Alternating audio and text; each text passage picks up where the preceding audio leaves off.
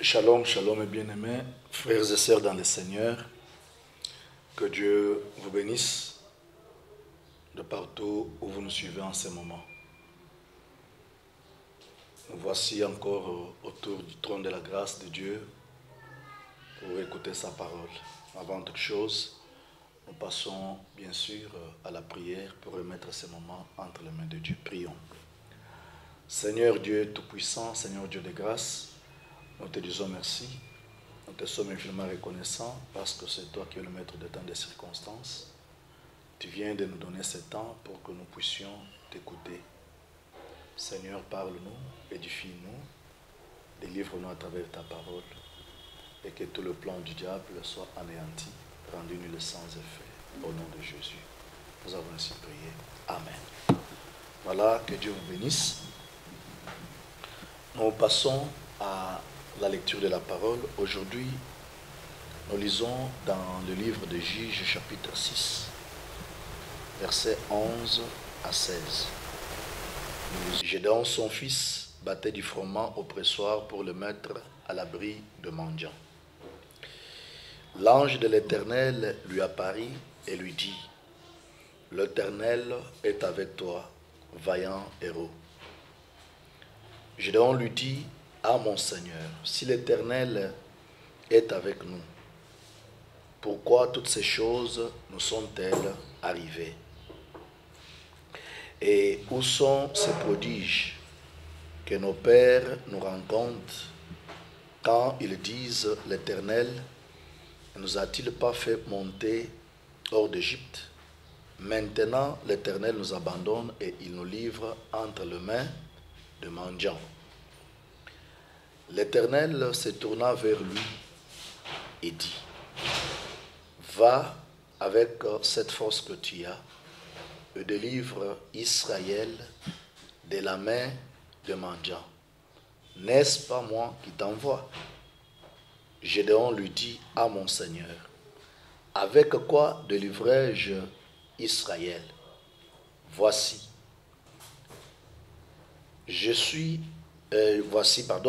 ma famille est la plus pauvre à Manassé, et je suis le plus petit dans la maison de mon père. L'Éternel lui dit: Mais je serai avec toi, et tu battras mendiant comme un seul homme. Que Dieu vous bénisse, c'est la parole du Seigneur. Nous pouvons l'acclamer partout où nous sommes. Acclamons cette parole, acclamons cette parole, acclamons cette parole. Merci. Mes frères et sœurs dans le Seigneur, nous sommes en train de parler sur un thème important que nous avons intitulé la semence invisible. La semence invisible, nous avons dit que ce sont ces choses que Dieu a mis en nous. Chacun de nous est porteur d'une semence. Vous devez croire en ce que vous avez une semence en vous. Toi qui es en train de me suivre en ce moment, là où tu es, peu importe ce que tu présentes aux yeux des hommes, peu importe le moment que tu es en train de traverser, tu dois toujours savoir qu'en toi, il y a une semence. Mais également, mon frère, ma soeur, là où tu es, quand toi-même tu as déjà vu la semence que Dieu avait mis en toi, et qu'à côté de toi, il y a un frère, il y a une soeur, qui, lorsque tu les regardes, il n'a pas du tout l'éclat, il ne donne pas une certaine forme qui peut t'attirer. Ne dis pas qu'il est informe, ne dis pas qu'il est vide. Tu dois croire en ces frères-là, en cette sœur-là, qu'il est porteur d'une semence de Dieu. Que Dieu vous bénisse. Aujourd'hui, toujours dans ce même chapitre, nous voulons parler d'un sous-thème qui est important. Et comment est-ce que tu peux visualiser ce qui est invisible en toi. Comment est-ce que tu peux visualiser ce qui est invisible en toi? Mes frères et sœurs, ici, je voudrais vous dire que ce sont des secrets. Des secrets qui, lorsque chacun de nous va pouvoir travailler sur ces secrets, il va alors voir ce que Dieu a mis en lui. Et pour voir ce que Dieu a caché en nous, nous avons plusieurs secrets que nous allons parler jusqu'à ce que nous allons les épuiser. Mais aujourd'hui, nous commençons avec le premier secret qui est de connaître Dieu et connaître la semence qui est en vous. Écoutez-moi, mes frères et sœurs. Si tout le monde peut ignorer ce que Dieu a mis en vous, mais la première personne qui ne doit pas s'ignorer, c'est toi. Si tout le monde ne peut pas t'accepter, la première personne qui doit s'accepter, c'est toi. Si tout le monde trouve que tu n'as pas de forme, la première personne qui doit croire en la forme, c'est toi. Si tout le monde croit que tu es déjà mourant, la première personne qui doit croire que j'ai la vie, c'est toi. Que Dieu vous bénisse. Pour parler de ce sous-thème, nous avons choisi un texte qui nous parle de Gédéon. Gédéon est l'un des juges qui ont exercé au temps d'Israël. Comme vous le savez, nous avons plusieurs juges. Ces juges, c'étaient des personnes que Dieu suscitait après que Dieu ait déjà livré les enfants d'Israël entre les mains des ennemis, des Philistins, des Amalécites, ainsi de suite. Par sa grâce, il suscitait toujours un juge qui devrait sauver, qui devrait délivrer son peuple.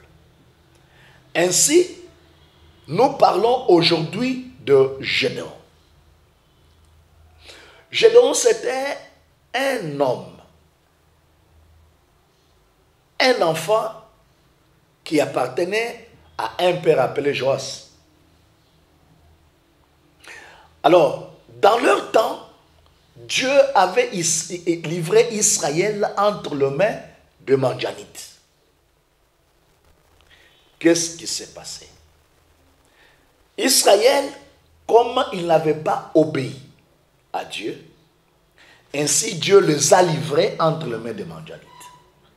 Et les Mandjanites ont commencé à maltraiter Israël. Ils ont mis Israël comme dans un cage. Et Israël ne pouvait pas avoir les récoltes de ses propres travaux. Il pouvait faire le champ pendant qu'il tuait, le Mandjanite les laissait tranquilles. Mais dès que le moment de moissonner arrive, alors les Mandjanites vont venir, ils vont les chasser et ils vont moissonner à leur place. Ou même, ils vont mettre du feu à ce qu'ils avaient semé. Mes frères et sœurs, je sais que pendant que je vous parle en ce moment, il y a plusieurs personnes qui vivent de moments pareils dans leur vie. C'est-à-dire quoi? Le Mandjanite, c'est tout un esprit que le diable met tout autour des enfants de Dieu. Cet esprit se manifeste souvent lorsque un enfant de Dieu a récolté quelque chose. Qu'est-ce qui se passe? Vous verrez que lorsque vous n'avez pas de moyens, lorsque vous n'avez pas d'argent, dans la maison, tout est calme. Il n'y a pas de personne qui tombe gravement malade. Il n'y a pas de nouvelles de deuil dans la famille.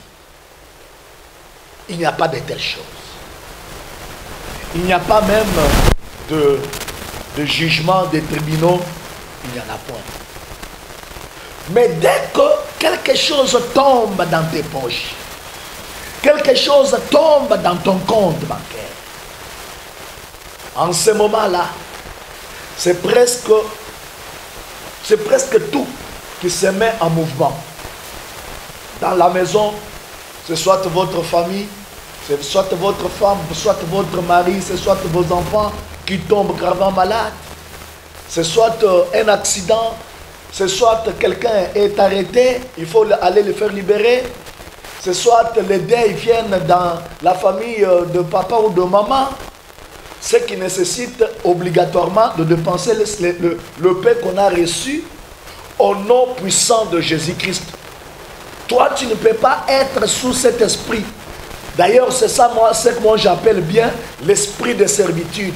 Quand moi j'appelle l'esprit de servitude, je ne vois pas quelqu'un qui a beaucoup de moyens, qui est de son père, qui est de sa mère, qui est de ses frères. Non, moi je n'appelle pas esprit de servitude. Mais moi j'appelle esprit de servitude, ce mauvais esprit qui amène le maladie, ce mauvais esprit qui amène des difficultés, des problèmes, que lorsque vous avez un peu de possibilités, cet esprit qui fait en sorte que tout ce que vous avez gagné ne puisse pas rester dans votre poche, ne puisse pas rester dans votre compte, pour que vous ne puissiez pas parvenir à réunir le deux bouts du mois. C'est cet esprit-là que moi j'appelle l'esprit de servitude. C'est cet esprit-là qui, lorsque vous avez un peu de sous qui tombe dans vos poches, quand il y a un homme, automatiquement, dès que l'argent tombe dans vos poches, allez, cet esprit-là commence à te faire voir les concubines, commence à te faire voir, telle fille-là est jolie, celle-là est jolie. Cet esprit-là, c'est ce que moi j'appelle l'esprit de servitude, l'esprit de manganite. C'est cet esprit-là qui te pousse chaque fois que vous avez un peu de moyens. Quand vous n'avez pas de moyens, vous êtes un homme humble, vous êtes un homme sérieux, vous rentrez toujours à la maison temps à temps. Écoutez, mais dès que cela tombe dans vos poches, oh, ces jours-là, vous appelez les amis qui sont dans des communes éloignées pour que tu ne puisses pas construire ta vie. Mais aujourd'hui, je chasse cet esprit-là au nom puissant de Jésus. Tu vas avoir l'argent dans tes poches, dans ton compte, mais tu attends que ton cœur est en paix. Tu n'as pas besoin d'appeler à gauche, à droite, les gens pour que vous veniez célébrer, faire du n'importe quoi. Non. Devenir un fêtard. Non. Mon frère, ma soeur, il y a des personnes qui ont perdu le boulot à cause de cela. Parce que le directeur lui a payé, le chef lui a payé. Mais dès qu'on lui paye, on entend les échos dans les quartiers, dans les communes. On entend les échos que lui là, c'est un grand fêtard. Chaque week-end, il est dans des fêtes. C'est un esprit de destruction. C'est ça l'esprit de servitude. Je ne sais pas qu'est-ce qui t'a mis dans cet esprit. Peut-être c'est l'ivrognerie. Peut-être c'est l'impudicité. Parce que ce sont ces deux esprits-là que le diable utilise souvent pour ravir l'argent dans le main des enfants de Dieu. Mais c'est aussi ces maladies-là qui arrivent quand vous ne pensez pas que quelqu'un va tomber malade. Mais qui arrivent que lorsque vous avez cette possibilité-là pour que vous puissiez dépenser les tout. C'est comme ça que Israël était en train de vivre en ce moment. Mais comme Dieu est un Dieu de grâce, la Bible dit ils sont restés comme ça, être persécutés par le Madianite pendant 7 ans. Pendant 7 ans. Ce que j'aime avec Dieu, c'est que devant Dieu, il y a toujours un commencement et il y a toujours une fin. Mes frères et sœurs dans le Seigneur, ta situation ne peut pas rester éternelle. Non. Non. Non, même si on appelle ça une école de Dieu, ça ne doit pas rester éternel. Ça doit toujours avoir un commencement et une fin. Si c'était cette situation-là d'instabilité, mais oui, peut-être tu es instable, mais tu dois devenir quand même stable. Parce que même Israël que Dieu avait livré entre les mains des Madianites, vous voyez, il y a eu toujours un temps où Dieu s'est souvenu d'eux. Et il a fait grâce. Et pendant ce temps, c'est là où il y a une histoire qui sort de ces jeunes hommes. Un jeune homme qui sort dans l'ombre. Un jeune homme qu'on n'avait pas parlé de lui avant cette histoire. Voilà pourquoi j'aime toujours dire à tous ceux qui me suivent que toi, tu vas écrire ta propre histoire. Tu ne vas pas t'entremêler dans les histoires que les autres ont écrites. Même si celui qui avait écrit cette histoire, c'était ton père. Mais toi, tu vas écrire ta propre histoire. Tu vas écrire cela. Au nom puissant de Jésus. Parce que tout le monde qui est porteur de semences, c'est ces hommes et ces femmes-là qui doivent écrire une histoire. Oh là là. Et que Dieu vous bénisse. Je suis en train de dire aujourd'hui que tu commences une histoire dans ta vie aujourd'hui. Qu'une nouvelle histoire commence dans ta vie. Oui, tu as entendu parler des hommes et des femmes qui ont parlé d'eux. Qu'on parle d'eux même jusqu'aujourd'hui. Oh, il y a des personnages qu'on étudie même dans des écoles. Mais moi aujourd'hui, comme prophète de l'Éternel, je suis en train de dire, laisse que ta vie aussi devienne une histoire que les autres étudieront. Au nom puissant de Jésus. À toi qui me suis aujourd'hui, je te donne cette onction qui va te donner la possibilité et la capacité d'écrire ta propre histoire. Histoire où on va chercher derrière où on ne trouvera pas de traces. Mais on te verra seulement. Dieu va t'imposer. Comme il a imposé Gédéon. Alléluia. Que Dieu vous bénisse. Mes frères et sœurs dans le Seigneur, la Bible dit que ces jeunes hommes, parce qu'ils savaient la menace qui pesait sur eux, cette menace des Madianites, qui ravissait tout ce qu'ils pouvaient manger, qui ravissait toutes les semences, qui ravissait toutes les récoltes.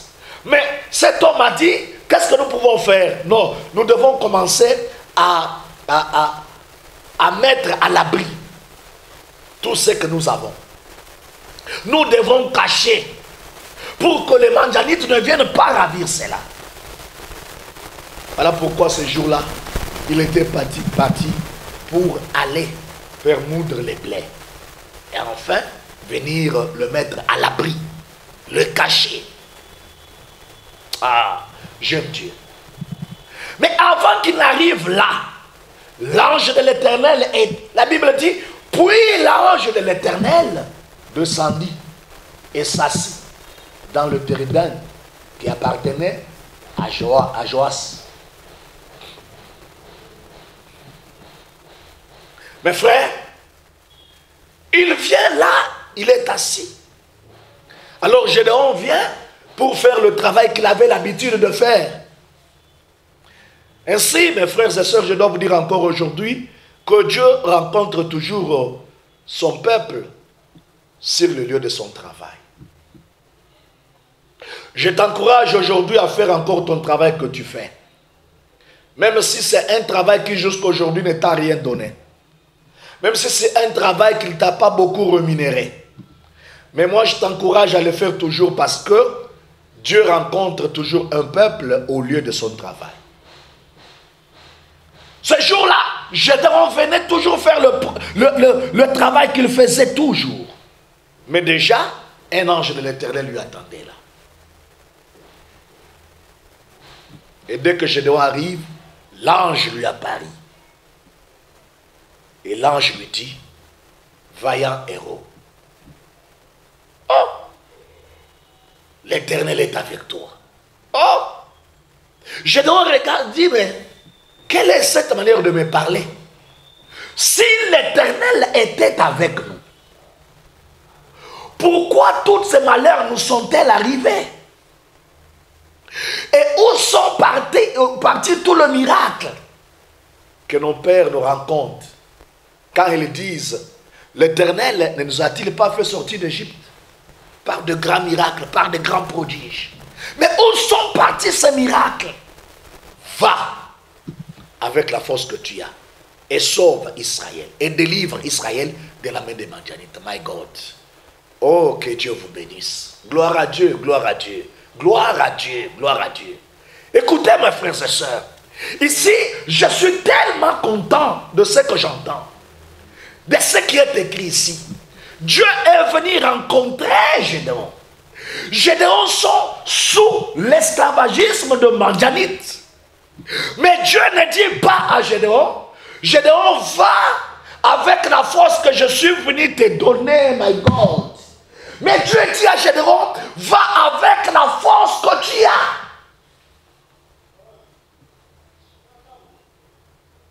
Est-ce que quelqu'un comprend comment je comprends aujourd'hui?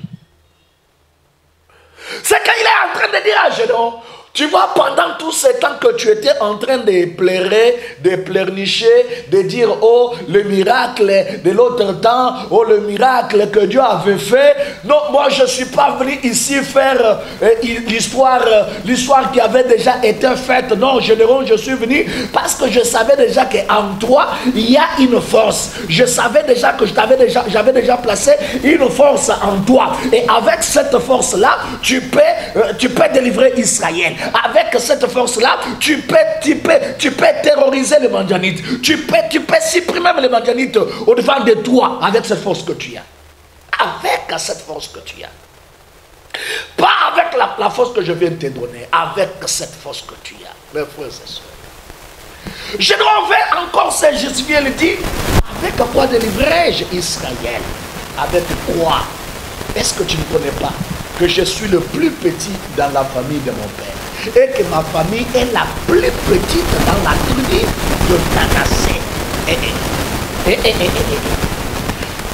Autrement dit, Gédéon est en train de montrer à Dieu que, écoute-moi Dieu, peut-être que tu ne connais pas bien mon CV, my God.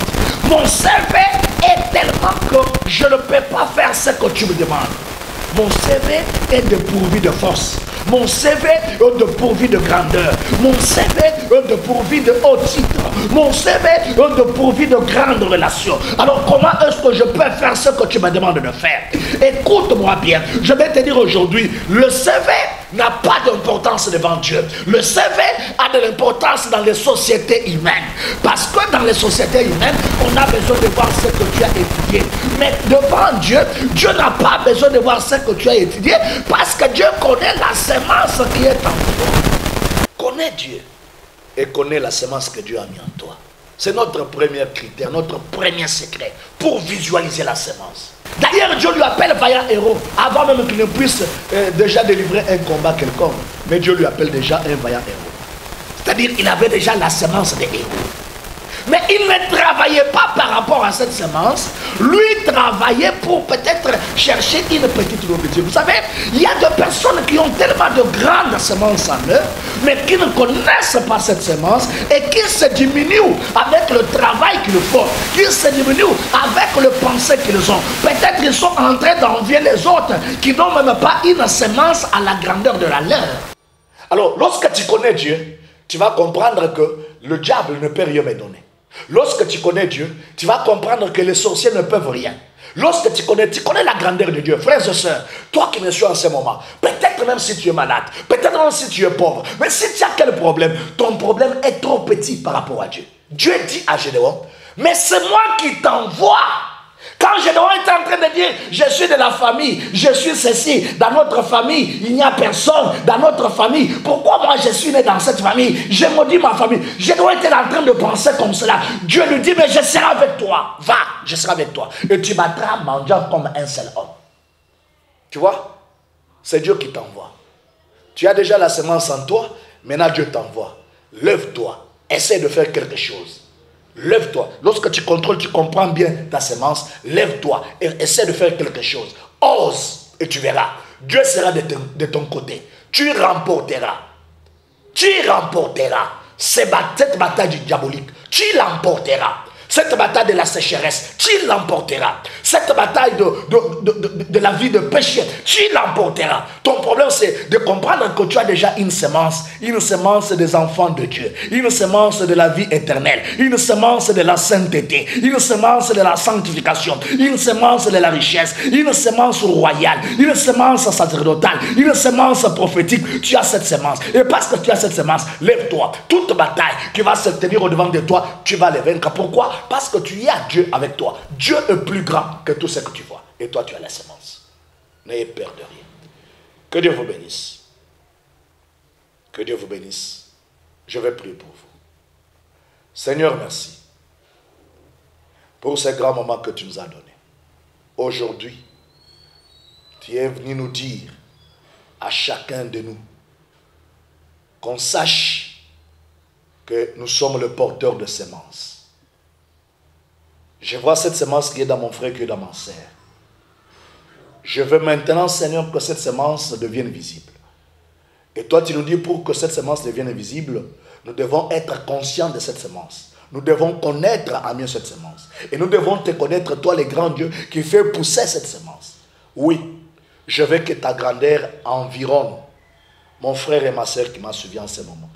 Que ta grandeur, que ta puissance les environne et fasse pousser cette semence. Et que cette semence qui était invisible devienne visible. La semence de la guérison, la semence de la sanctification, que cela devienne visible. La semence de la richesse, la semence de la royauté, que cela devienne visible au nom puissant de Jésus-Christ. Il ne va pas toucher aux fétiches, parce que les fétiches ne sont pas plus puissants que toi, Dieu, parce qu'il te connaît déjà. Il ne va pas envier les autres, parce qu'il connaît déjà que ce qu'il porte en lui est peut-être plus grand que ce que les autres sont en train de voir en ce moment. Merci, parce que tu vas faire de grandes choses dans leur vie. Les malades sont guéris, les paralytiques vont marcher, les aveugles vont voir et les muets vont parler. Au nom puissant de Jésus-Christ, nous avons ici prié. Amen. Que Dieu vous bénisse. Voilà, nous luttons par là. Besoin de contact, notre numéro est affiché sur cette vidéo. Mais nous la reprenons, c'est le 00 243 81 60 92 288. Pour s'abonner à notre chaîne, c'est plus simple. Quand vous êtes en train de visualiser, vous voyez, on a dit abonnez-vous sur la chaîne Code 243 TV. Abonnez-vous, vous aurez plusieurs numéros de nos enseignements qui sont là et Dieu vous bénira. Que Dieu vous bénisse. Ciao, ciao. À la prochaine. Merci.